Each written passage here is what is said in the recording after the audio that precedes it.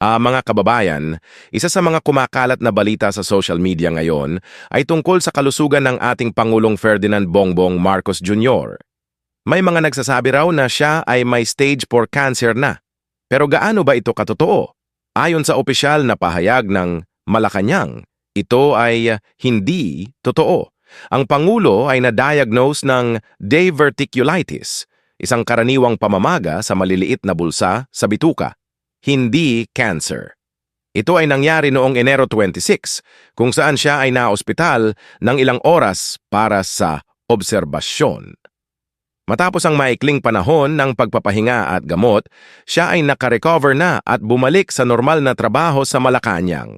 Paulit-ulit na binigyang linaw ng Presidential Communications Office at ni Undersecretary Claire Castro na walang katotohanan ang mga rumor tungkol sa cancer o colostomy bag.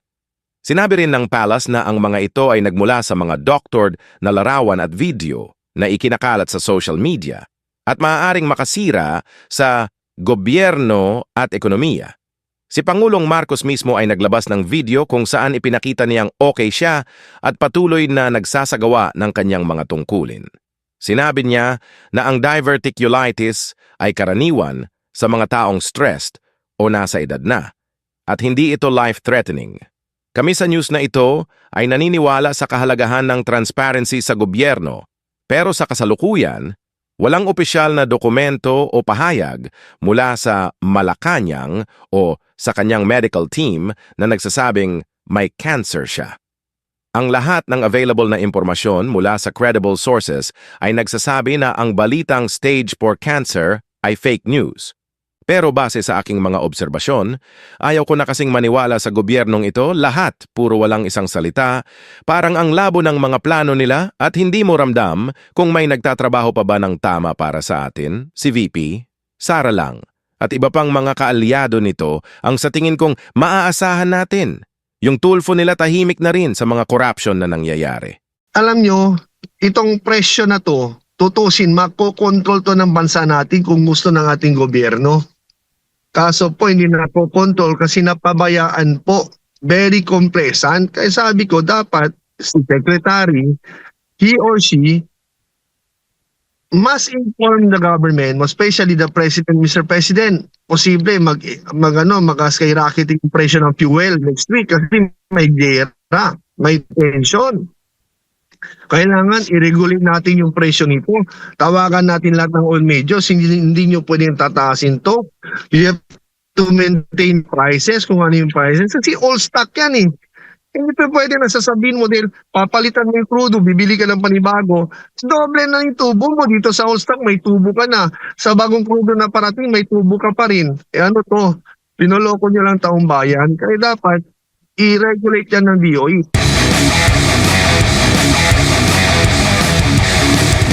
Sa gitna nga nitong matinding epekto nga ng oil crisis sa ating bansa, dulot po ng tensyon dyan sa Middle East, Mayor, ano ho ba yung mga adjustment na ginagawa po ng syudad po ninyo?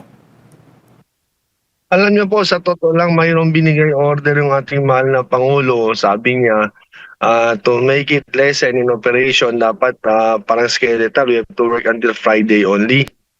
Ganun po sana yun. Ganun sana yun.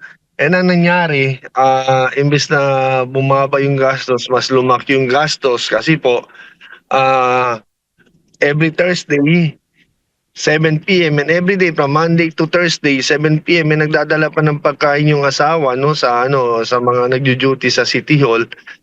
Mas lumaki yung gastos kaya I ask permission from the DILG kung pwede ibabalik ko sa normal. I also write letter to the President and DILG asking permission, but as a local chief executive binalik ko po sa standard kasi hindi naman applicable yun dito sa probinsya, sir.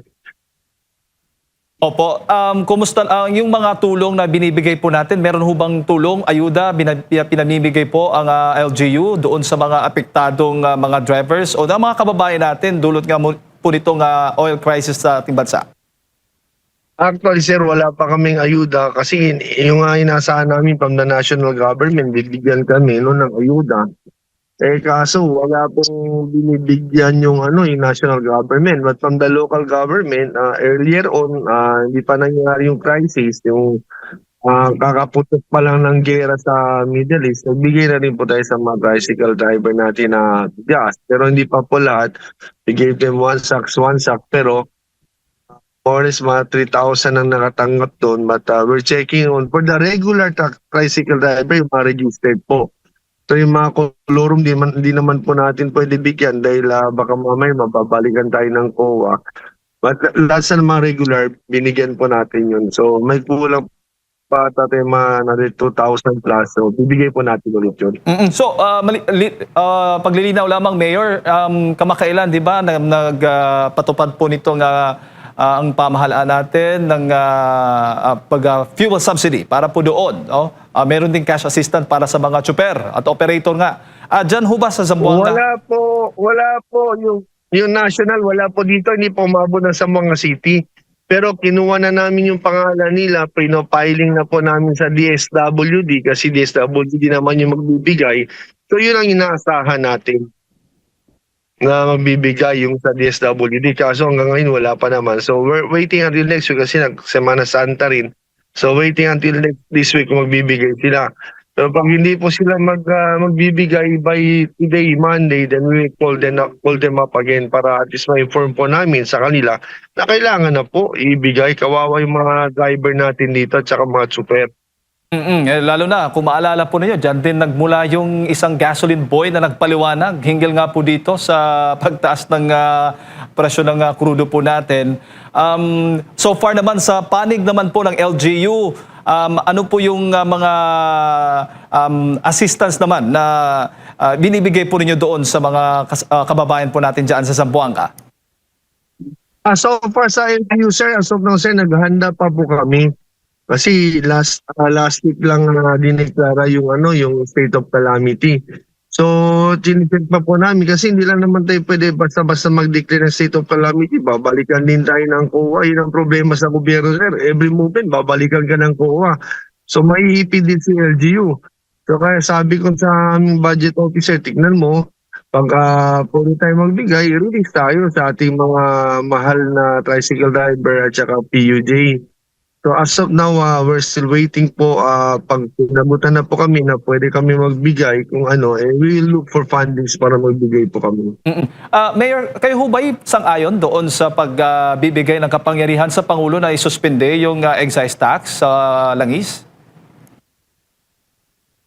Actually, sir, if you have to ask me, if ever I'm a congressman, on my side, dapat ibigay sa kanya. Suspend it for a meantime while crisis is ongoing.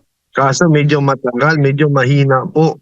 Dapat sana yan, nung unang putok pa lang ng gera sa Middle East, ginawa na kagad. May tinatawag tayong contingency plan.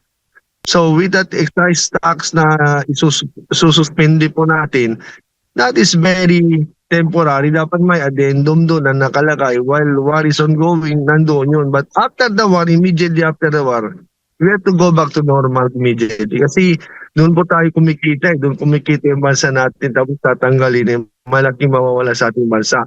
Malaki na rin nawawala sa corruption. Alam niyo naman, like flood controls at marami pang iba, mawawalan pa tayo ng excise tax. Saan kukuha yung ating bansa? How can we survive? Mangungutang na naman po tayo. Opo. At doon po sa panig ng mga oil companies, Mayor, marami po dito sa Senado nga patuloy yung iniimbestigahan nga itong mga oil companies na bigla-bigla lang nagtataas ng presyo kahit may stock pa sila na hindi pa saklaw po doon sa krisis nga dito sa hindi pa nagkaroon ng tensyon dyan sa Middle East. Meron na po silang stock pero doon po sa stock po nila, sila nagpataw ng mataas na presyo din. Dahil ang rason, doon nga, sa krisis sa Middle East. Ano ho bang masasabi po ninyo? Well, alam mo, yung mga oil companies, tinatawagan natin ng mga oil majors na yan, definitely they will take advantage. Kaya nga, sumisigaw ako dito sa Zamboanga. The past 3 weeks ago, binabanatan ko si DOE Secretary. Dapat gumising po kayo. Gumising po kayo at i-regulate yung mga deregulated prices. Most especially if oil is already landed in our country, that is considered paid already, bayad na po yan. Kasi alam niyo po, nung dating OFW pa ako, seaman po ako, kapitan po ako ng barko eh. Yung chief mate din ako ng barko. Ako may dala ng mga crew na nagsiship kami dito sa Pilipinas, from Malampaya, from Malaysia, galing din pong Basra, Iraq. Kami na po papasok dito. Yung company na pinagtatrabuhan ko dati. Alam nyo, itong presyo na to, tutusin, makokontrol to ng bansa natin kung gusto ng ating gobyerno. Kaso po, hindi na po control kasi napabayaan po. Very complacent. Kaya sabi ko, dapat si Secretary, he or she, must inform the government, especially the President, Mr. President, posible mag-skyrocket yung presyo ng fuel next week kasi may gera, may tension. Kailangan i-regulate natin yung presyo nito. Tawagan natin lahat ng oil majors, hindi nyo pwedeng tataasin to. You have to maintain prices, kung ano yung prices. Kasi all stock yan eh. Hindi pa pwede na sasabihin mo dahil papalitan mo yung crudo, bibili ka ng panibago. Doble na yung tubo mo. Dito sa all stock, may tubo ka na. Sa bagong crudo na parating, may tubo ka pa rin. Eh ano to? Pinoloko nyo lang taong bayan. Kaya dapat i-regulate yan ng DOE. And most especially dito sa Mindanao, I don't know in other parts of Luzon and Visayas, sa Mindanao, it's only Davao who has DOE office. Dito sa region 9, wala kami miski isang DOE office. Kaya nga, tinawagan ko last 2 weeks ako yung DOE. Pina-inspect ko dito sa Zamboanga City. Bago pa man yung sumikat yung tinatawag yung gasoline boy. Sabi ko, you have to inspect kung ano yung presyo ng fuel, kung regulated pa ba ito, deregulated na. Eh alam niyo po, dumating yung DOE, we call them up by Monday, dumating sila dito, Friday o Thursday evening na po yun. Eh ano magagawa? Diba? After 4 days ka nang dumating, eh walang opisina. Yung dapat, every region dapat may opisina po sila. Dahil ang nakikita po natin, Mayor, sa halip na tumulong yung mga oil companies na mapababa yung presyo, ng kanilang mga produktong petrolyo ay parang ang mga kababayan po natin, ang mga mananakay, mga motorista yung nagsushoulder ng gastusin. Totoo po yan, totoo po. Niloloko tayo ng mga oil majors na yan. Hindi lang natin babanggitin yung mga pangalan ng company linalo, pero yung mga oil majors, mga malalaking mga pangalan nakikita natin dyan sa billboards na yan. They will take advantage not only in the Philippines, but that includes other countries like Americas.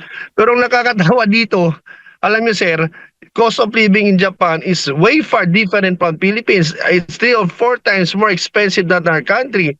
Pero tingnan niyo yung fuel sa Japan. Yung diesel is only 58 pesos. Yung gasoline is only 60 pesos to 61 pesos. It's almost half the price na sa presyo ng Pilipinas. Bakit po ganun? Bakit mahal tayo? Ba't ang mahal natin?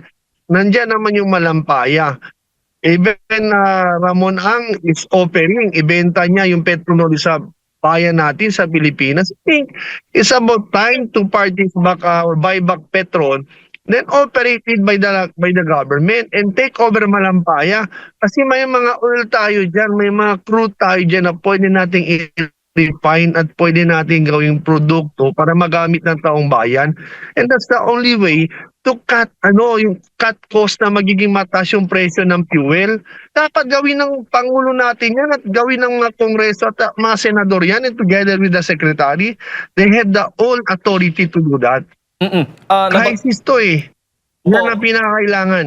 Nabanggit po ninyo ang Pangulo, Mayor, may direkta ho ba siyang kapangyarihan na iutos na pababain, pwedeng pababain itong presyo ng ating mga produktong petrolyo? Pwede po. Pwede. He has to call all those oil majors. No, tawagan niya lahat ng oil majors na yan, mga company na malalaki dyan, yung mga kumikislab dyan sa highways na may mga nagdi-display na company, tawagan niya, kausapin nila sila. O hindi pa pwede, sobrang taas ang presyo nyo. Bakit sa Japan, napakamura? Di ba? Sa Thailand, mura pa rin, 70 lang yung presyo. Eh bakit dito sa Pilipinas? Japan to Philippines, if you'll navigate, it will take another 4 to 5 days. Can you imagine 4 to 5 days going to Japan, coming from our country? ibig sabihin, you can save much of that. Bakit mahal pa rin yung fuel natin? Kaya nagtataka po tayo, nakakagulat. Kaya sabi ko nga, dapat, bago pumasok yung mga fuel natin, dapat talagang i-check yung mga logbook ng mga barko.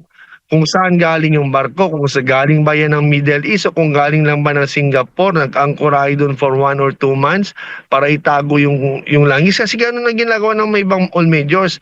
Itatago nila yung langis, they will anchor in a certain place for 1 to 2 months, then kung tumaas yung presyo sa kanila, ibebenta.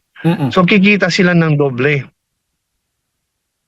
Opo, Mayor. Dapat ganun sa stricto yung gobyerno natin tulad ng Amerika. When your vessel is going in the port of America, tinitignan ng mga Coast Guard, saan galing yung barko mo? Ay, ba't naka-anchorage kayo for 3 months na? Bakit? Ibig sabihin, nag-hoarding kayo ng fuel. So, nahuhuli yung mga barko. Dapat dito monitorin eh. Kaso hindi ginagawa ng gobyerno natin. Kaya yan ang nangyayari po.